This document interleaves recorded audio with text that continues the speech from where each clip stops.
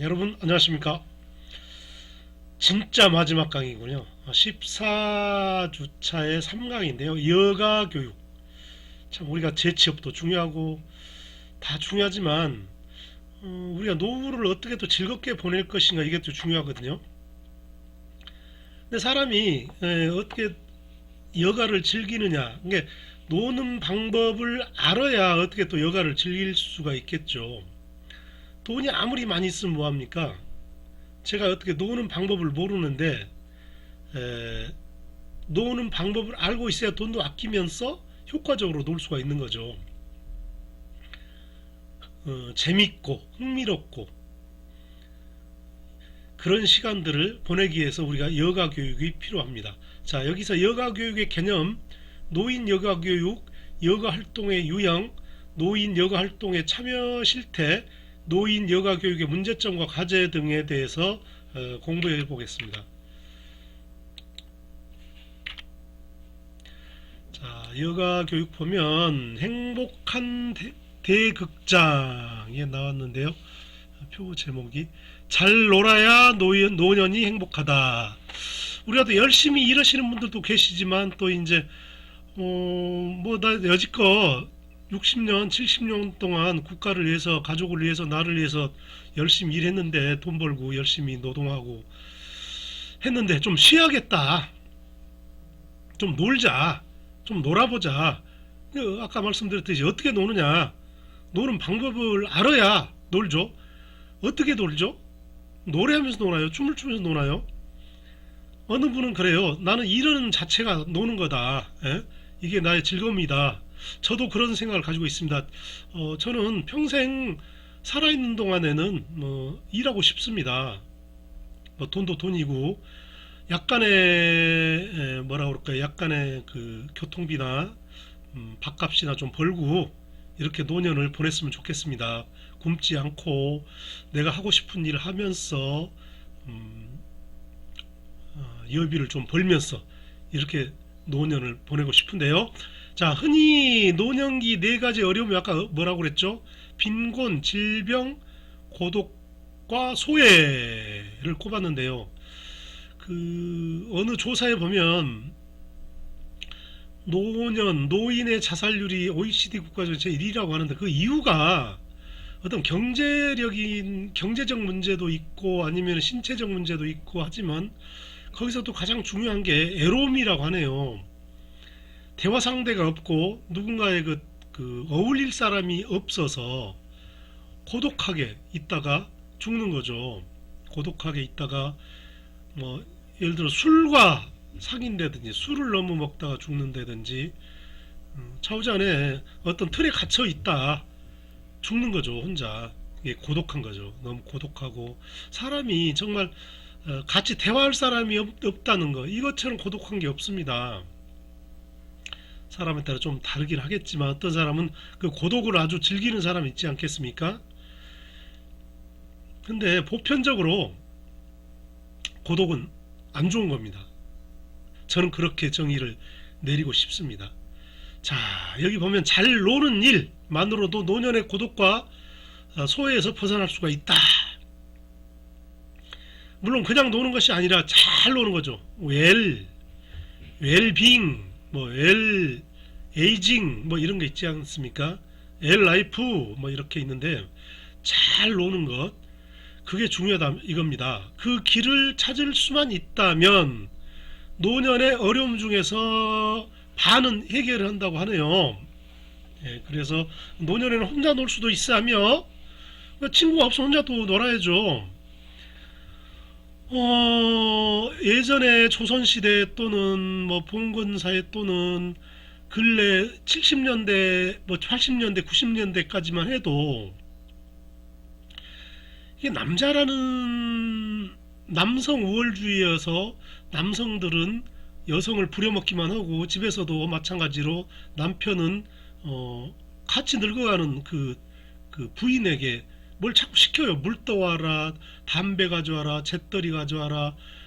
그리고 부인이 차려주지 않으면 밥을 먹지 않죠.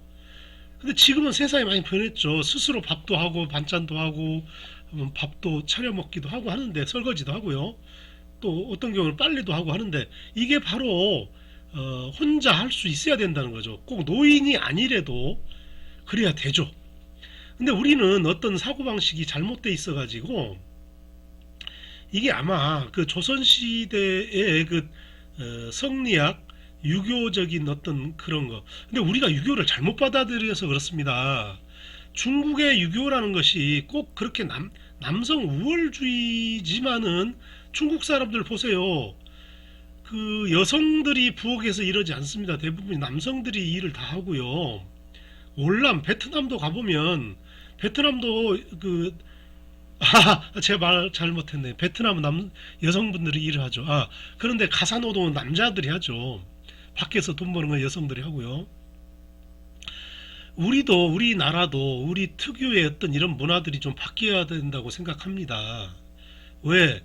빨래 지금 손빨래 하지 않지 않습니까? 세탁기 이게 기계 다루는 거 잘 배워서 세탁기 돌리니까 남성들이 해야 되고, 아니 뭐야 그 밥통이 밥 해주지 여자가 불을 떼서 밥하는 그런 시대가 아니지 않습니까? 전기밥솥에 적당히 물만 잘 섞어서 잘 씻어서 물만 잘 조절하면 밥이 금방 되는 거고, 여러분 라면 잘 다 끓여 먹지 않습니까? 그래서 남성이 여성을 이렇게 부려먹는 이런 시대는 갔다고 생각합니다. 나이가 먹었든 젊든 이게 여성을 부려먹는 그런 일은 이제 없어져야 되겠습니다. 빨래도 스스로 해야 되고, 밥도 스스로 지어 먹고, 밥도 직접 차려 먹고, 설거지도 직접 해야 되고, 이렇게 해야 되는 그런 세상에 지금도 보통 사람들이 대부분 조선시대 삶을 살고 있는 것 같습니다. 지금 IT 시대에 너무 뒤떨어진 그런 사회가 우리 대한민국 사회입니다. 지금 바뀌어야 됩니다. 자, 혼자 놀 수 있어야 된다. 노년에도 혼자 놀 수 있어야 된다. 이거 고독하다고, 이걸 고독이라고 해야 될까요? 고독하다고 하는 거는 혼자 사는 게 고독이 아닙니다. 독거 아닙니다. 독거 혼자 살아도 혼자 할 수 있으면 그게 삶이 영위하는 데 있어서 거기서 행복을 찾을 수도 있는 거죠. 우리는 독고 하면 혼자 사는 거 너무 불쌍하게 생각하고 측은하게 생각하는데, 저는 봉사활동을 하고 있어요. 그 독거 노인들에게, 독거 어르신들에게 이렇게 이제 그 점심 한 끼 대접하는 이런 행사 참여도 하고 하는데, 이래 보면은 그분들이 과연 어떤 그 해먹을 능력이 없어서 오시는 게 아니고, 이 밥을 얻어먹는 것보다도 밥 한 끼를 해결하러 나와서 다른 어르신들, 다른 동료들을 만나서 대화도 하고 어떤 삶을 사는지 서로 교환도 하고 정보 교환도 하고 이러기 위해서 나오는 것 같아요. 이게 밥이 중요하죠. 우리는 욕구, 메슬로우 욕구 5단계 중에서도 이 먹는 욕구가 최하위 욕구, 제일 첫 번째 중요한 욕구이지 않겠습니까? 그렇지만 이 밥이 먹는 게 해결이 되면 이제는 나의 식생활이 해결되면 건강이 또 중요한 것이고, 건강이 해결되면 뭐 지위가 중요한데 노년이기 때문에 먹고 건강만, 먹는 문제와 건강 문제만 해결되면은 별 문제가 없다고 생각합니다. 서로 너무 길어졌는데요. 우리는 혼자 노는 것도 중요하지만 또 여럿이 어울려 놀 수도 어울려 노는 방법도 알아야겠죠. 예전에는 독불장군이라고 해가지고 혼자 자기 고집만 세워가지고 하시는 분들이 많이 있었죠. 지금도 있죠. 있기는 있지만 우리가 잘 받아들이지 않죠. 그런 분들은 그렇게 그 고집이 세거나 자기 이주에 이런 사람들은 남하고 어울릴 수가 없어서 고독하게 되겠죠. 혼자 있기 때문에. 그렇지만 이제는 혼자도 즐겨야 됩니다. 혼자의 홀로의 삶을 즐길 수 있어야 되겠죠. 또 남에게 피해 주지 말고, 남에게 피해를 주지 말고 어울릴 줄도 알아야겠죠. 자, 같이 사는 배우자도 둘도 없는 친구도 언젠가는 결국은 죽는 것이죠. 헤어진다는 건 죽는다는 것이죠. 뭐 헤어질 수도 있고 죽는 것도 있는데요. 우리가 이 지구에서 사는 삶이 60, 80, 보통 뭐 100세 아니면 120세 사는 사람도 있죠. 보통은 80세라고 하는데 우리가 이 지구에서 사는 거는 살다가 가는 것이 소풍을 왔다고 하지 않겠습니까? 우리가 완전 소멸되는 게 아니고 이승에 와서 잠깐 머물러서 소풍 와서 살다가 또 다른 저 세상으로 우리가 원래 있던 세상으로 또 가는 거죠. 그렇게 믿으면 편하니까 합리화시키는 거죠. 그래서 결국은 누군가와 헤어지는데 늘 누군가에게 혼자 놀 줄 모르면 늘 누군가에게 시간과 관심을 구걸할 수밖에 없는 거죠. 우리 카카오톡을 이렇게 단체방에 들어가 보면 어느 분이 나 좀 알아줘, 나 좀 봐줘 하면서 계속 글을 올리는 사람 있잖아요. 근데 그 사람의 성향인데 그 사람이 글 많이 올린다고 그래서 그 사람을 욕하지 마세요. 또 다 거기에 하트 하나 날려주시면 되는 거예요. 그분 성향은 그러니까 단체방에 들어왔으면은 같은 친구 아니겠습니까? 나의 성격은 조용하고 소심한 성격이에요. 그러면 남들 그렇게 막 어느 분이 막 계속 글 올리는 거 싫어요? 그분 또 좋아하는 분도 계세요. 근데 내가 조용하고 나는 싫어요. 근데 나를 다 좋아하나요? 그런 건 아니잖아요. 우리는 남이 틀리다 생각하시면 안 됩니다. 남은 나와 다르다. 똑같은 사람인데 나하고 생각이 다를 뿐이다. 이렇게 생각하셔야지 저 여자는 나하고 틀려. 나쁜 사람이야. 이렇게 말씀하시면 절대 안 됩니다. 저 사람은 나하고 다를 뿐이야. 누군가도 나를 좋아하지만 누군가가 나를 또 좋아하는 사람도 있지만 나를 나빠하는 사람, 나를 싫어하는 사람도 있을 거야. 이렇게 생각하셔야 됩니다. 모든 사람이 다 100% 저 좋아하지 않습니다. 지금 대통령 선거해도 100%가 다 좋아하지 않습니다. 결국 51%의 지지를 얻는 사람이 대통령이 되는 것입니다. 50.0%, 50.1%만 받아도 되는 것이 아니겠습니까? 그렇듯이 나도 누군가 다 100% 날 좋아하지 않습니다. 그래서 혼자 무언가 하는 것이 처음에는 어색할지라도 자꾸 연습하면 또 다른 즐거움을 느낄 수가 있습니다. 노는 것도 배워야 잘 놀 수가 있습니다. 자, 넘어가겠습니다. 자, 여가의 개념이 뭘까요? 여가의 개념은 어원은 라틴어의 리세레, 그리스어의 스콜레, 로마의 오티움. 리세레는 허락되다, 자유롭게 되다를 의미합니다. 스콜레는 정지, 중지, 평화 및 평온, 교육의 의미로 사용되어 현재 스쿨의 어원이 되었습니다. 오티움, 아무것도 하지 않은 것을 의미합니다. 여가, 인간이 일과 후 남는 시간을 가장 적절하게 활용함으로써 일을 보다 열심히 한다든가 또는 능률적으로 하기 위함이 아니라 무엇을 하든지 그것을 가치를 부여하고 나아가 목표를 세움으로써 최선의 상태에 이를 수 있는 시간, 이렇게 규정을 하였습니다. 자, 시간적 여가가 있고 활동적 여가가 있고 상태적 여가가 있습니다. 자, 여기에 시간적 여가는 일상생활에서 노동과 생리적 필요 시간을 제한 남는 시간으로 일어나 그 밖의 의무적인 활동에서 벗어난 자유로운 시간을 말합니다. 우리가 직장 생활을 하고 퇴근해서 조용한 시간을 보내는 거, 악기를 다룬다든지 아니면 컴퓨터 게임을 한다든지 글을 쓴다든지 TV를 본다든지, 이건 다 시간적 여가입니다. 활동적 여가는 의무나 필요에서 벗어나 자유로운 활동을 하는 거, 다시 말하면 어떤 게 있을까요?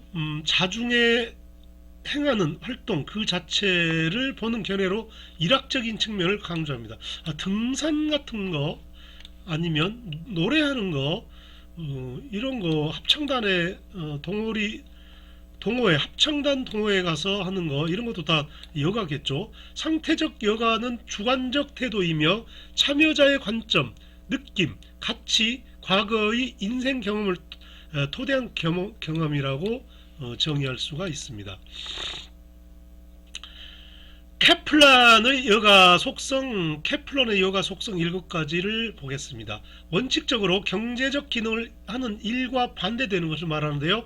즐거움으로 기대되고 즐거운 것으로 해상될 수 있는 것입니다. 자발적으로 사회적 역할을 수행해야 하는 것입니다. 의무성이 최소화한 것이고요. 문화적 가치가 입에되지 않는 것이고요. 중요성과 관심의 정도가 다양한 것, 놀이의 요소를 어느 정도 포함하고 있는 것입니다.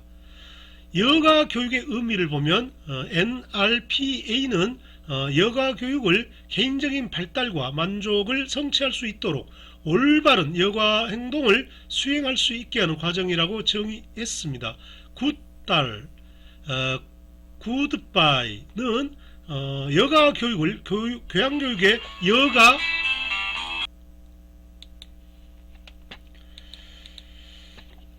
노인과 여가 교육을 보겠습니다. 노인과 여가에 노년기에도 일정한 사회적 가정적 역할이 있어 그 역할을 추구하는 도중 갖게 되는 여유시간, 자신에게 부과된 일정한 역할이 없이 막연하게 보내는 긴 시간 등을 들 수 있는데요. 자, 표를 보시면 중고령자의 여가활동 유형별 참여 실태에 대해 나와 있습니다. 자, 운동을 제일 많이 하는군요. 스포츠 관람 등이 있고, 지난 1년간 가장 즐거웠던 활동이 무엇인가요? 물었더니 뭐였죠? 가족과 함께하는 일. 그 다음에 2순위는 친구와 만남, 회식 등이 있군요. 뭐 특별히 노는 분도 계시고요. 교육 참여 경험 유무를 보겠습니다. 여기 보면 없다. 없다. 너무 심각한데요. 90%네요. 있다. 10% 정도밖에 안 되니 너무 심각하군요. 자, 노인 여가 교육의 필요성 보면 예국학자들은 여가는 축복받을 것이 있어야 하는가 아니면 저주받아야 할 것인가는 문제를 제기하면서 여가 시간의 증대에 따른 교육의 필요성을 역설했고요. 여가를 위한 충분한 교육이 매우 중요하다고 주장했고, 우리나라 학자는 사회 참여의 기회 확대, 건강과 정서 참여, 기회균 등 인간다운 삶의 만족 등은 여가 교육을 통해 달성할 수 있어야 된다고 주장하고 있군요. 여가 활동의 유형에 보면 근로형 여가 교육 유형, 자기 자신이나 가족이나 생계에 보탬을 주기 위하여 부업이나 시간제 혹은 비정규직 여가를 이용하여 소일 겸 간단한 근로활동을 하며 소득을 올리는 경우, 그냥 일이 좋아 가족 구성원의 사업장이나 농촌에서 일하는 경우. 자, 한거형 여가 유형을 보면 직장에서 은퇴하여 비교적 여유 있는 생활을 하며 자서전을 쓴다든가 독서, 그림, 음악 등 혼자 즐길 수 있는 기회를 활용하여 심신을 쉬면서 지내는 여가활동 등을 볼 수 있고, 사교 오락형 여가 유형 보면 대부분의 여가가 이에 해당하는데요. 낚시, 등산, 여행 등 은퇴한 고령자로 구성되는 예가 많고, 인간관계 유지와 정보의 교환 등을 하는 여가 유형이 있습니다. 자기 완성형 여가 유형을 보겠습니다. 젊었을 때 하지 못했던 부족한 부분을 노후에 충분한 시간을 이용해 보완해 나가는 유형, 종교에 몰두하거나 예술, 음악, 철학, 문화 등 평소에 가깝게 할 수 없었던 분야를 배우거나 각종 교양 강좌, 토론회, 세미나 등에 참석하면서 인격을 완성하는 유형 등으로 볼 수 있고요. 참여활동형 여가 유형 보면 각종 사회활동에 부지런히 참여하고 정치활동, 학술활동, 지역개발 사업 등 각종 사업활동으로 여가를 보내는 유형이 있습니다. 폐쇄형 여가용 유형을 보면 심신 또는 경제적 사정으로 타인과 잘 어울리지 못하고 집과 가까운 공원 등에서 거의 인생을 포기하고 여생을 보내는 경우가 있습니다. 이건 여가라고 볼 수가 없죠. 이거는 뒤떨어진 어떤 삶을 살고 계시는 거죠. 또 다른 기준의 여가활동 유형을 보면 휴양활동으로는 휴식, 낮잠, 대화, 살림욕, 여행, 요리, 다도, 오타입니다. 이게 살림욕은요. 사교활동으로는 여행, 야유회, 소풍, 친목회 등이 있고요. 봉사활동으로 양로원 방문, 보육원 방문, 재활원 방문, 복지관 방문 등이 있습니다.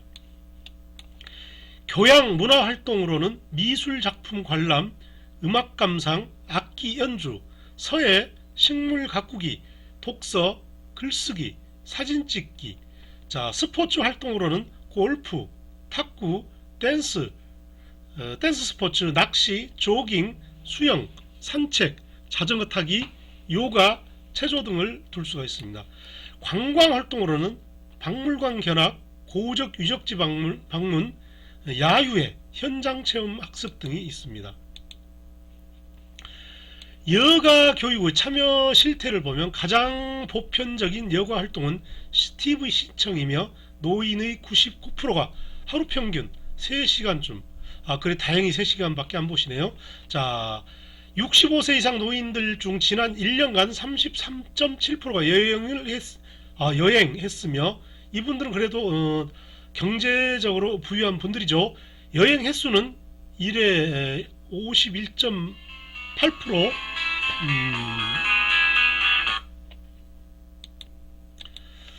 그리고 하투카드, 요즘은 하투카드 잘 안 치요. 예.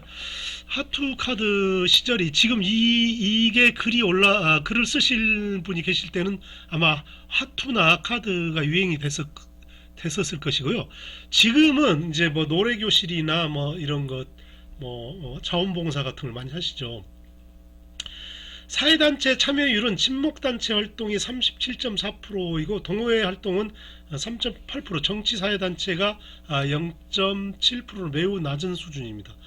자원봉사 활동 중인 노인은 3.9%에 불과하고 9.9%만이 향후 자원봉사 활동에 참여 의사를 갖고 있습니다. 여기 오타 났네요.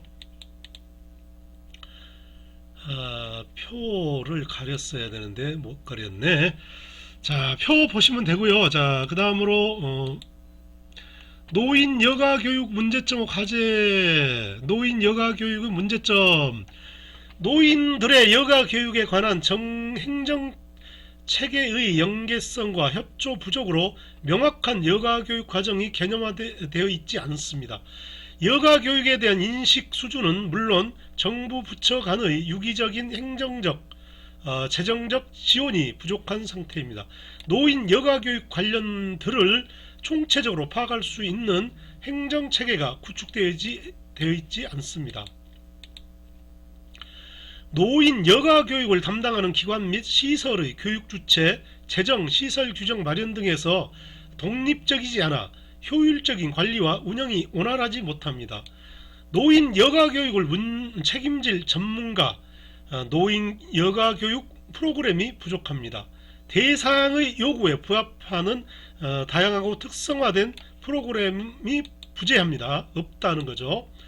노인 여가 교육의 과제에 있어서 노인 여가 교육을 전문적으로 연구하는 여가 교육 기관을 설립하여 국민들이 쉽게 여가와 여가 교육에 접근할 수 있도록 해야 하고, 여가 교육은 전문 영역이므로 국가 차원에서 여가 교육 전문가 양성이 필요합니다.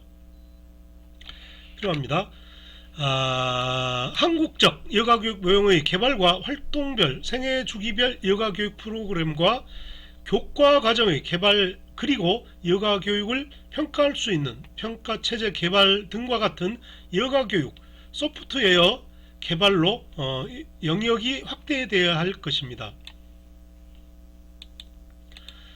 자, 드디어 14주 모두 끝나고요. 14-3강에 아니면 14주에 대한 모든 것 한번 함께 생각해 보기를 보겠습니다. 우리나라 노인들을 위한 여가 활동 프로그램에는 어떤 것들이 있는가? 노인 여가 학습 프로그램을 개발하기 위한 방법에는 어떤 것이 있는가? 기관별 노인 특성별로 구분된 노인 여가 프로그램을 개발하기 위해서는 어떤 노력들이 필요한가? 여러분, 이건 과제 아니지만 우리가 평생교육사로서 우리들이 풀어야 될 숙제일 것입니다. 여러분, 우리가 어떤 이런 우리가 평생교육사로서 노인들을 연구를 할 수도 있고, 노인들에게 어떤 그 정보도 제공할 수 있는 이치도 있고, 또 강의나 교수 활동도 할 수가 있겠죠.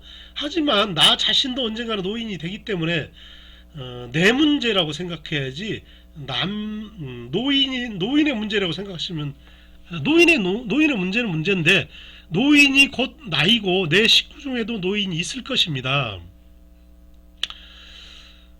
그래서 우리는 모든 문제가 내 자신의 문제라고 생각해야 될 것입니다. 우리 가족 중에도 노인이 있을 거예요. 내 어머니, 내 아버지, 내 할머니, 내 할아버지 등.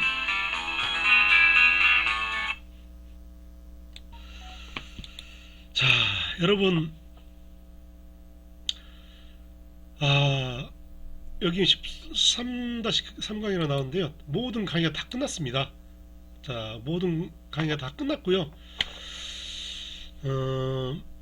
강의 듣는 것도 좋지만, 출석률도 좋지만, 시험, 제가 말씀을 잘못 드렸습니다.